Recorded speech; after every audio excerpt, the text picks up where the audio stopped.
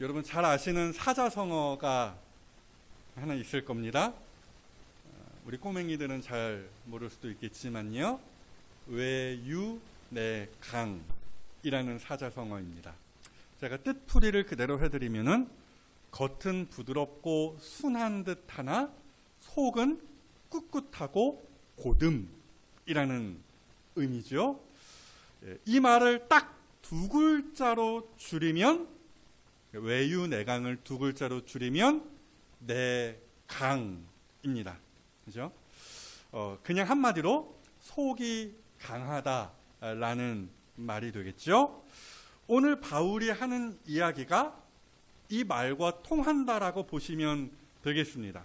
그러니까 성도는 우선적으로 속사람이 강해져야 한다라는 이야기를 바울이 하는 것이죠. 그래서 바울이 간절히 지난 시간에 살펴보았잖아요. 무릎을 꿇고 아버지 되시는 하나님께 기도하기를, 어떻게 기도의 운을 뗍니까? 본문을 다시 보십시오. 그의 영광의 풍성함을 따라 그의 성령으로 말미암아 너희 뭐를?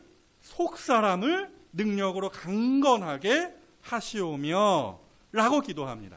여러분, 이것이요 바울이 제시하는 성장에 관한 첫 번째 스텝이 되겠습니다.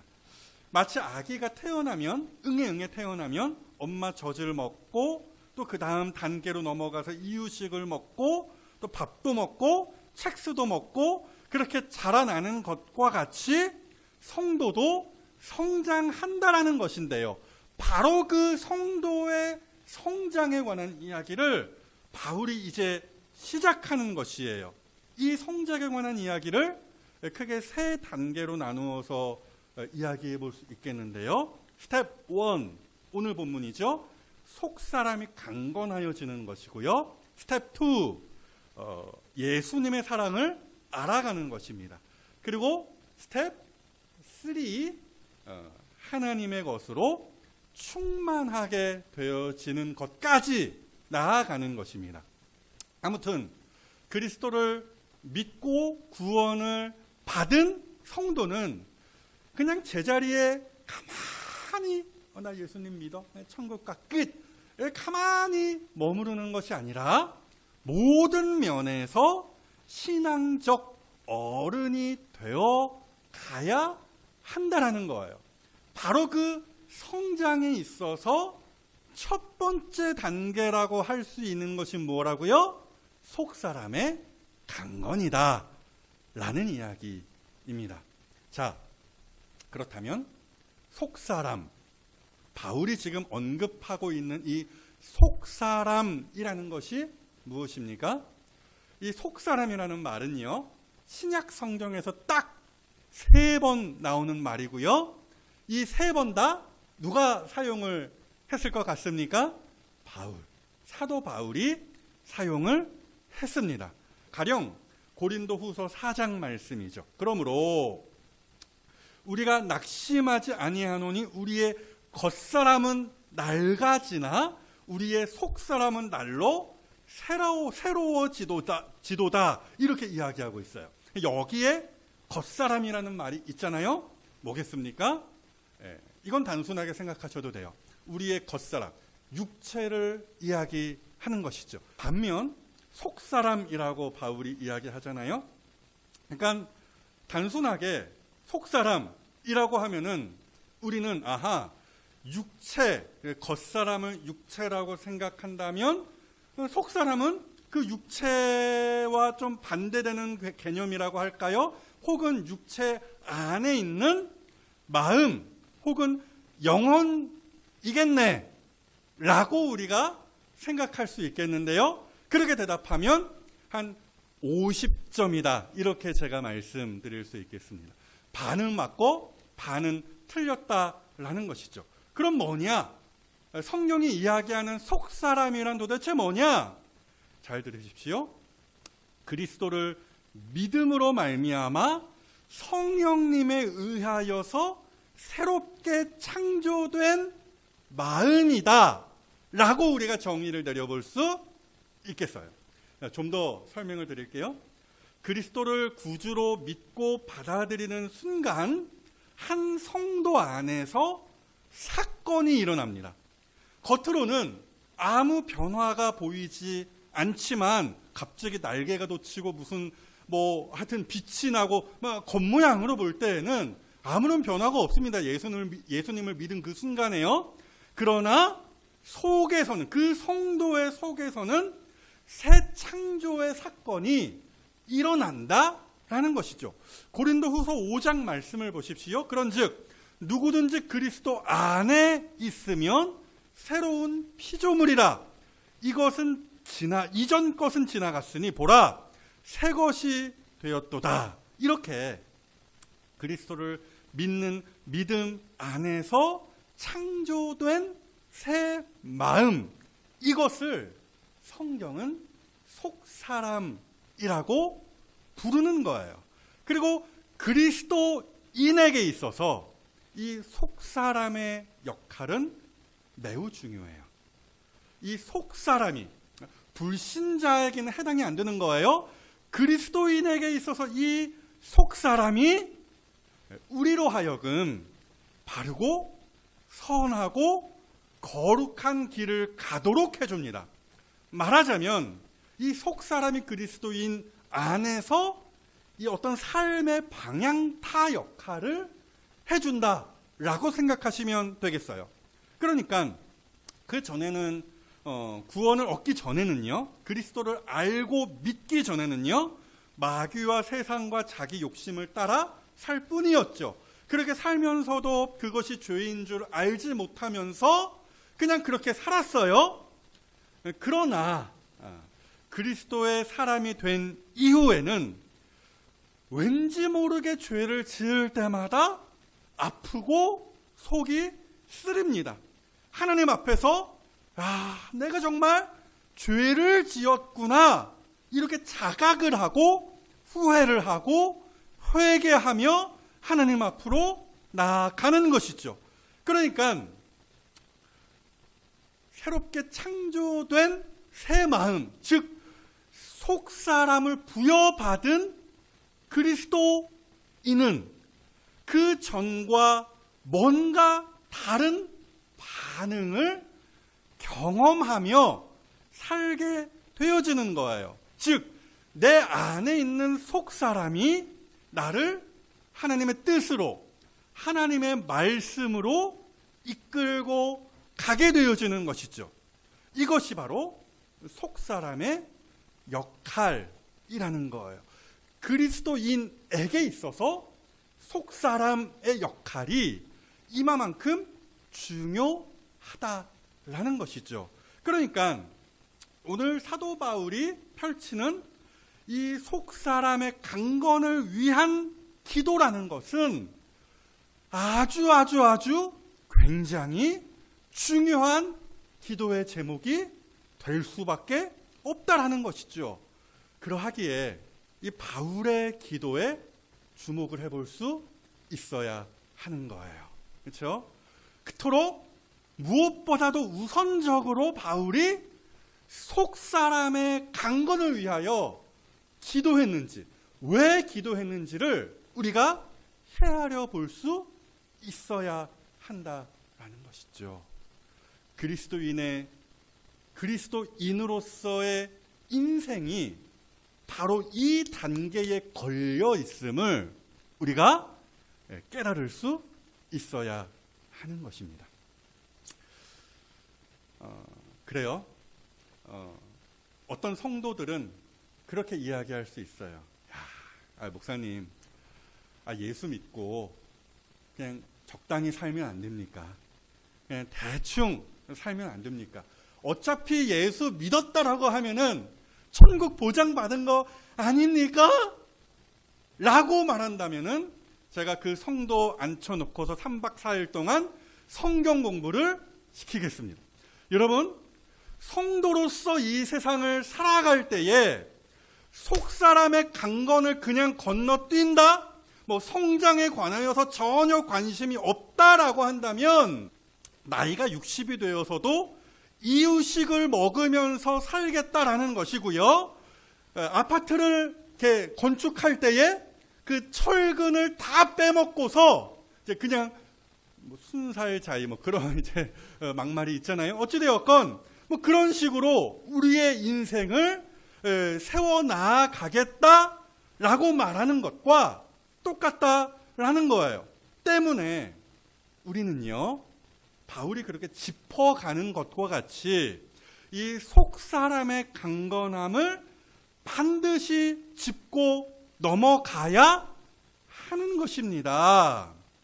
그래서 제가 이렇게 운을 띄워볼게요. 왜? 도대체 무엇 때문에 속 사람이 강건해져야 하는 것입니까? 정말 많은 이유를 말씀드릴 수 있겠지만 딱 하나만 말씀을 드릴게요. 한 번만 따라해 보실까요? 말씀을 잘 받고 소화시키기 위하여. 당시 에베소 교인들이 바울이 전한 계시의 말씀을 잘 받아들이지 못했다라는 것, 제가 이미 수차 말씀을 드렸죠. 또 여러분, 지난 한 주간 동안 우리 교회가 디모데 전서의 말씀을 살펴보았는데요. 참 이게 묘하게 연결이 되어 있어요. 에베소서와 디모데 전서가 연결이 되어 있는 거예요. 그러니까 에베소서로부터 약 1, 2년 후에, 에베소서를 바울이 쓴 이후로 1, 2년 정도 후에 바울이 다시 펜을 들었어요. 에베소 교회를 담당하고 있었던 디모데에게 쓴 성경이 바로 디모데 전서라는 거예요. 그래서 디모데 전서의 이야기를 가만히 보시면은 우리가 이것을 깨달을 수 있어요. 에베소 교회의 교인들이 그때나 에베소서의 그때나 디모데 전서를 바울이 쓰고 있는 이때나 여전하구나. 이것을 깨달을 수가 있는 거예요. 그때까지도 디모데 전서를 바울이 쓸 때까지도 에베소 교인들이 다투었죠. 말다툼을 하였죠. 누가 더 높냐, 누가 더 하여튼 크냐, 이런 어떤 다툼의 거리를 계속 교회 안에서 이렇게 만들어냈습니다. 신화와 족보, 그런 이제 문구들이 이제 디모데전서 1장에 있었어요. 신화와 족보를 따지면서 아무래도 이 유대인들이, 뭔가 자랑할 것이 있는 이 유대인들이 나 아브라함의 몇 대손이야, 누구의 후손이야, 이런 식으로 자랑을 했던 것이고, 동시에 교회 안에 있었던 그 이방인들을 멸시했던 것이죠. 그러니까 그렇게 에베소서 가운데에서 바울이 거의 피를 토하면서 유대인과 이방인이 하나다, 이 계시의 말씀을 전했음에도 에베소 교인들은 뭘 하고 있는 거예요?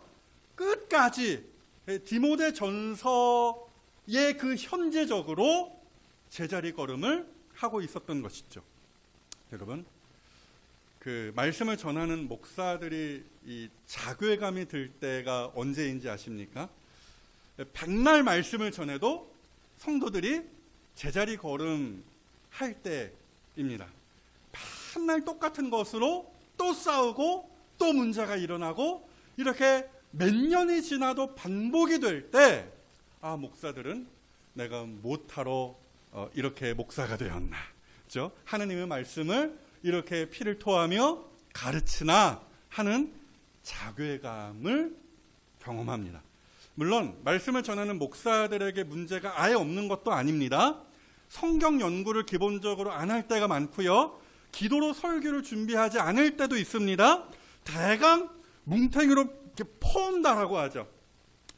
인터넷에 어디 있는 말씀 대강 이렇게 긁어서 이 강단에 서서 설교하는 목사들도 생각보다 많습니다. 이거 분명히 목사들의 문제는 심각한 문제라고 할 수 있어요. 목사들이 회개해야 하는 것입니다. 그럼에도 성도들에게 문제가 아예 없는 것이냐? 그렇지도 않다라는 거예요. 보통 성도들이 교회에 와서 어떤 말씀을 듣기 원합니까? 좋은 말씀, 그냥 좋은 이야기, 뭐 나에게 위로가 되는 말씀이라든지 일주일 동안 얼마나 힘들었어요. 그러니까 좀 나에게 쉼이 되는, 안식이 되는, 내 마음을 좀 평안하게 해주는 그런 이야기를 목사의 입으로부터 듣기를 원하는 것 아닙니까? 교회에 와서 죄에 대하여, 심판에 대하여, 어떤 거룩한 성도의 생활에 대하여 이런 설교는 아주 듣기 싫어하는 것이죠. 그런 설교하면은 저 목사 아주 고리타분한 목사구나. 이 교회 나오기 참 부담스럽네. 무섭네. 이런 생각할 거 아니겠습니까? 여러분, 왜 성도들이 이렇습니까? 정확하게 말씀을 드리면은 이 시대의 많은 성도들이 말씀을 받고 소화시킬 능력을 상실했기 때문이라는 것이죠. 내 입맛에 맞고 안 맞으면 좋다고 삼키고 내 입맛에 맞지 않으면은 그것이 분명 계시 하나님의 말씀임에도 뱉어버립니다. 대체 왜 이러는 것입니까? 답은 간단하다라는 것이죠. 속사람이, 그리스도인의 그 속사람이 매우 연약한 상태에 머물러 있기 때문인 것이에요. 여러분, 아무리 진수성찬을 우리 눈앞에 차려놓는다고 해보세요. 그래도 속이 약하고 안 좋으면 먹을 수 있습니까? 못 먹습니까? 못 먹죠. 속 체하고 속 병들고 하여튼 위가 약해져 있고 장이 약하고 그러면은 마음껏 내가 좋아하는 음식을 먹지 못하는 거 아닙니까? 같은 원리예요. 아무리 하나님의 말씀이 먹음직하게 차려져 있어도 성도에게 그 말씀을 받아들일 건강 상태가, 마음의 건강 상태가 마련되어 있지 않으면 다 허사인 것이죠. 그러하기에 바울은 그 성장에 관하여 이야기하면서 우선적으로 기도하기를 뭘 위해서 기도했다고요? 에베소 교인들의 속사람의 강건을 위하여서 기도하는 것입니다. 그런 거 아닙니까? 말씀이, 그 계시의 말씀이 마음밭에 잘 이렇게 심겨져야, 옥토밭에 심겨져야 30배든 60배든 100배든 결실을 기대할 수 있는 거잖아요. 여러분, 똑같아요. 이것이 오늘날 우리의 기도의 제목이 되어야 하는 것입니다. 일단은 옛날에 김보한가요? 그 개그맨이 그런 유행어를 만들어냈는데요. 일단은, 그렇죠? 말씀을 잘 씹어먹고 소화시킬 수 있는 속사람을 갖추어야 한다라는 것이죠. 그래야 그 강건함으로 말씀을 씹어먹을 뿐 아니라 더 나아가서 내 욕심을 이기든 마귀와 세상을 쳐부수든 말씀으로 이기는 그러한 삶을 살든 할 거 아니겠습니까? 그렇죠. 그러니까 성도에게 있어서 이 속사람의 강건은 건너뛸 수가, 생략할 수가 없는 문제다라는 것이에요. 그럼에도 이 단계를 밟고 올라서지를 못하고 제자리에 머무는 성도들이 이 한국 교회 안에 얼마나 많습니까? 직분이 있고 신앙의 경력이 있다고 뻐기기는 하지만 절대 단단한 것을 씹어 삼킬 수가 없는 성도들, 아직도 엄마 젖이나 찾고 있는 그 갓난 아기와 같은 성도들이 얼마나 많습니까? 이런 성도들을 책망하는 말씀이 히브리서에 있죠. 보십시오. 히브리서 5장 말씀입니다. 때가 오래되었으므로 너희가 마땅히 선생이 되었을 터인데 너희가 다시 하나님의 말씀의 초보에 대하여 누구에게서 가르침을 받아야 할 처지이니 단단한 음식은 못 먹고 젖이나 먹어야 할 자가 되었도다. 그렇죠? 전혀 성장하지 못하고 여전히 제자리 걸음하고 있는 성도들을 향한 책망의 말씀이죠. 사랑하는 여러분, 그러므로 바라기로는 속사람이 강건한 성도가 우선 되어 주십시오. 그래서 어떤 말씀도 씹어서 삼키고 너끈히 소화시킬 뿐 아니라 부쩍 자라나서 이 세상의 유혹과 핍박과 환난과 시험 속에서도 그 믿음의 중심을 잘 잡으실 수 있는 어떤 성도요? 내 강의 성도가 되어 주십시오. 아멘이십니까? 예. 자, 그렇다면 어떻게 속사람 강건 오케이 좋아요. 그런데 어떻게 하여야 그 속사람이 강건하여질 수 있겠습니까? 한 번 더 따라해 보십시오. 하나님의 능력으로 속사람이 강건하게 되어지는 일은 결코 사람의 손에 달린 일이 아니다 라는 것을 적어도 오늘 본문을 통하여서 우리가 확인해 볼 수 있어요. 이 일은 전적으로 하나님께서 하시는 일이다 라는 것이죠. 다시 본문을 보실까요? 그의 영광의 풍성함을 따라, 그라는 말은 하나님이라는 뜻입니다. 하나님의 영광의 풍성함을 따라 그의 하나님의 성령으로 말미암아 너희 속사람을 능력으로 강건하게 하시오며. 여러분 잘 보세요. 그냥 말씀만 한글로만 제대로 읽어도 이 말씀의 비밀을 우리가 이렇게 캐낼 수가 있습니다. 일단 저기에 영광의 풍성함이라는 말이 있잖아요. 하나님의 영광의 풍성함입니다. 그 뒤에 능력이라는 단어도 눈에 보이시죠? 하나님의 능력이라는 말입니다. 이 두 단어는 사실상 같은 의미라 이렇게 생각하시면 되겠고요. 딱 봐도 이 영광, 이 능력에 대한 것은 사람에게서 나오는 것이 아니라는 것을 우리가 파악해 볼 수 있는 것이죠. 완전하게 하나님으로부터 나오는 그 영광과 능력의 풍성함이라는 것이에요. 그래서 이 구절을 조금 더 잘 풀이해 보면은 이렇게 됩니다. 하나님께서 보내신 성령님께서, 말이 좀 어렵죠? 어쨌든 하나님이 보내신 성령님께서 하나님의 능력으로 우리의 속사람을 강건하게 하여 주십니다 라는 말씀이라는 것이죠. 하여튼 그 하나님의 크신 능력이 성령을 통하여 우리에게 주어진다라는 말씀입니다. 자, 여기에서 우리는 일단 이 성령님의 역할에 대하여 한 번쯤 주목해 볼 수 있어야 돼요.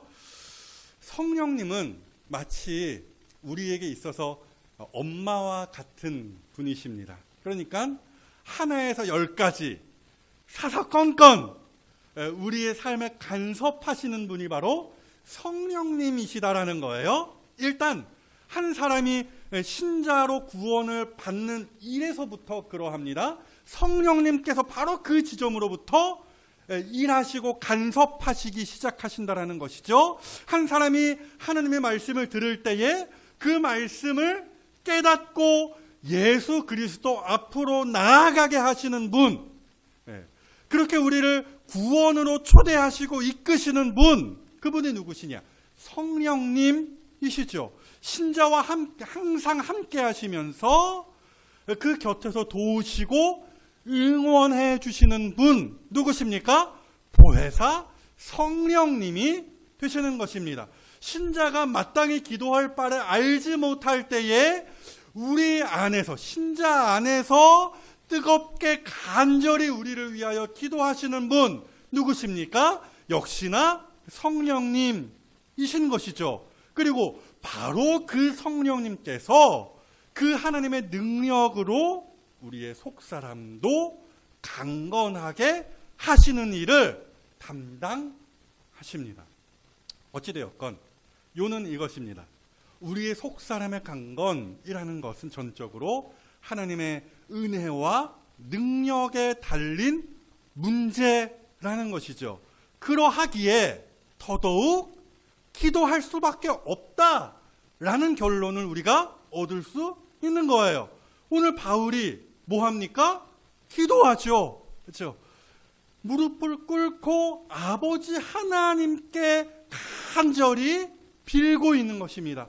제발 하나님, 저 에베소 교인들의 속사람을 하나님의 능력으로 강건하게 하옵소서. 그리하여 그 말씀을 듣고 씹어 삼키고 소화시키고 함께 성장하는 속사람의 강건으로부터 시작하여 그 말씀을 먹으며 함께 성장하는 복을 누리게 하옵소서. 이 기도거든요.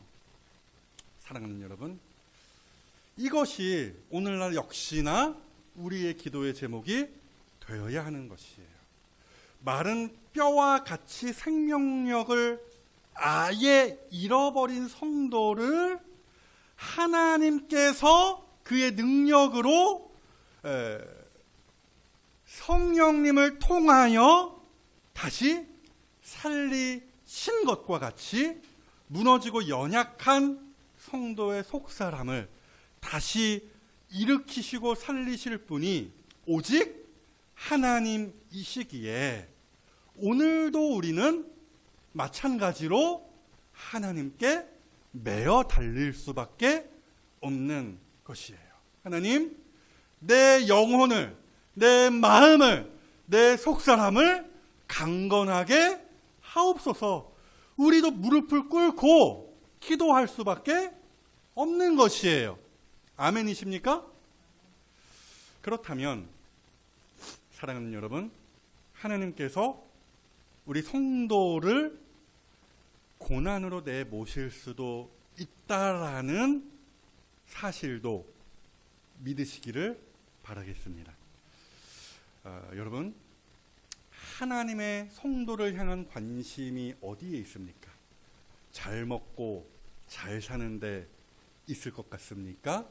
절대 그렇지 않습니다.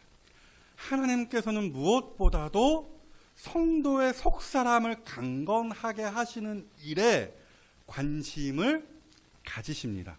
즉, 성도를 성도답게 빚어가시는 일에 온 힘을 하나님께서 기울이신다라는 거예요. 그래서 때로 하나님께서 신자에게 고난을 주실 수 있습니다. 그 고난을 통하여서 결국 속사람의 강건함을 이루시겠다라는 것이죠. 그래서 창세기에 있는 그 요셉의 이야기를 가만히 들여다보세요.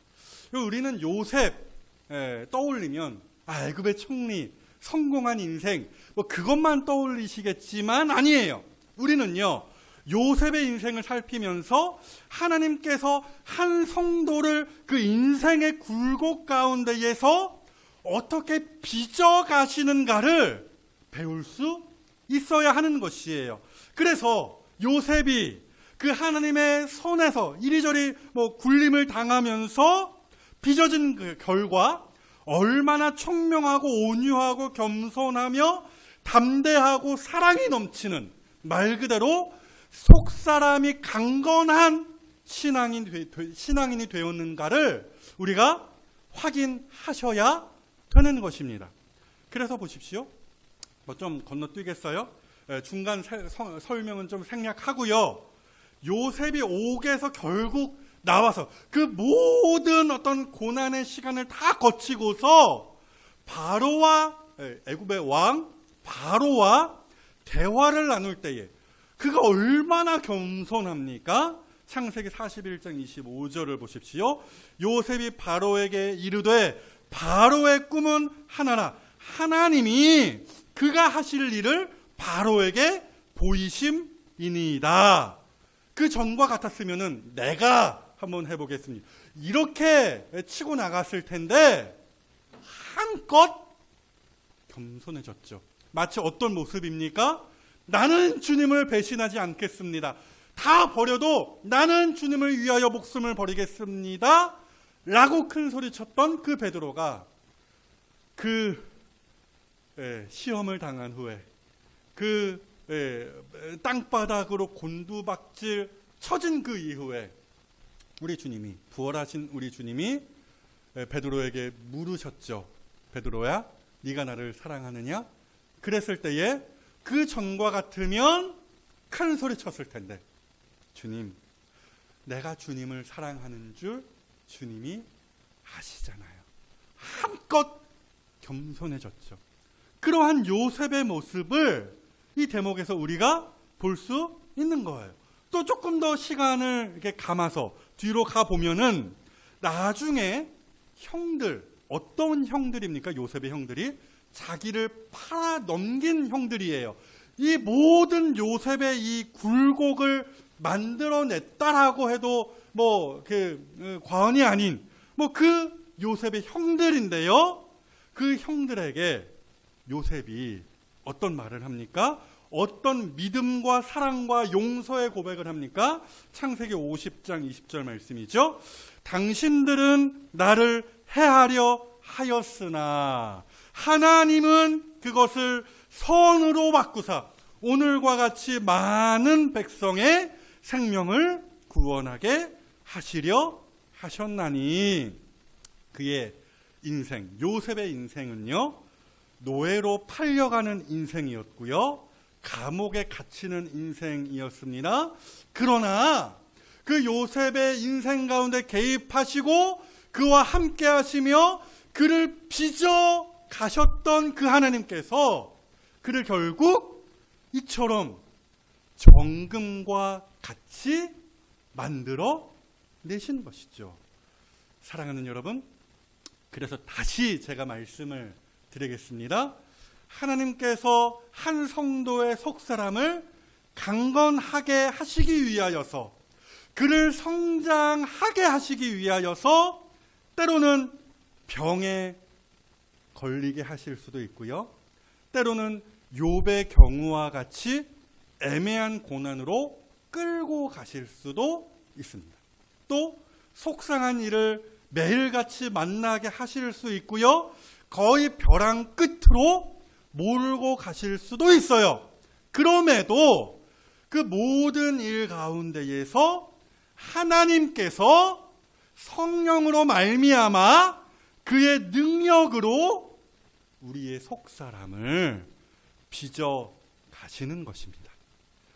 그렇기 때문에 지금 당장은 고난, 고생, 환난 같아도 이 모든 일을 다 지나고 보면 어느새 강건하여져 있는 나의 신앙과 인격, 그 영적인 체력을 발견하실 수 있게 될 것이고요, 어느새 내 안에 성령으로 말미암는 열매를 맺어가고 있을 것입니다.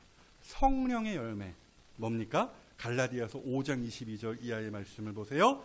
오직 성령의 열매는 사랑과 희락과 화평과 오래 참음과 자비와 양선과 충성과 온유와 절제라고 했습니다. 무슨 얘기입니까? 한마디로 오늘 본문으로 그대로 이 말씀을 끌고 들어오면 성령으로 말미암아 하나님의 능력으로 내 속사람이 강건하여진 것을 이야기하는 것입니다. 그러므로 사랑하는 여러분, 우리가 이 바울의 기도를 한 걸음만 따라 쫓아가 보았으면 합니다. 오직 성령의 능력을 힘입어 내 속사람이 날로 강건하여지기를 위하여 오늘 우리도 기도하여야 하는 것이에요. 그리하여 함께 하나님의 말씀을 받으며 함께 성장하는 교회가 되기를 위하여서도 간절히 기도하실 수 있어야 하는 것이죠. 결론을 맺어보겠습니다. 여러분, 요한 3서의 이 말씀을 잘 보십시오. 오늘 본문의 이야기를 그대로 펼쳐서 한마디로 정리해 준다, 이렇게 보시면 되겠습니다. 다 같이 한번 읽어볼까요? 시작. 사랑하는 자여, 내 영혼이 잘됨같이 내가 범사에 잘되고 강건하여지기를 내가 간구하노라. 1단계가 뭡니까? 내 영혼이 잘됨같이 라는 거예요. 그러니까 여전히 성경 어디를 봐도 속사람, 즉 나의 영혼이 강건하여지는 것이 첫째입니다. 그리고 그 다음의 일들은 쉽게 풀리는 것이죠. 말씀을 맛있게 먹으면서 소화를 시키는 것이고요. 마귀의 시험과 유혹을 뿌리치는 것입니다. 어떤 핍박과 환난도 너끈히 이겨낼 수 있는 비로소 성도다운 성도가 되어지는 것이에요. 그래서 바라기로는요, 속사람이 우선적으로 하나님의 능력으로, 성령으로 말미암아 강건하여지심으로 하나님의 뜻을 분별하시고 세상과 마귀와 자기 욕심을 넉넉하게 이기시는 바로 그 능력의 사람들이 다 되시기를 주님의 이름으로 축복합니다.